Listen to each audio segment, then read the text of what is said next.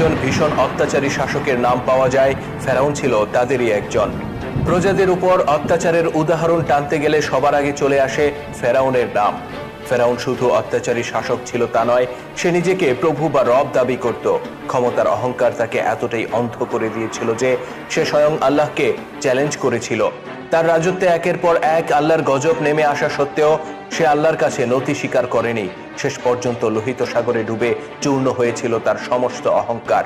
পবিত্র কোরআনের ২৭টি সূরায় অন্তত ৭৪ বার নাম এসেছে ফেরাউনের।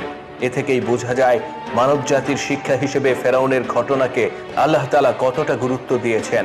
শুধু দর্শক, আমাদের সকলের জানা সেই ইতিহাসই আজ আপনাদের সামনে তুলে ধরতে যাচ্ছি সম্পূর্ণ নতুন আঙ্গিকে। আশা করছি শেষ পর্যন্ত থাকবেন আমাদের সাথেই। প্রাচীন মিশরের শাসকদেরকে বলা হতো ফেরাউন বা ফারাও।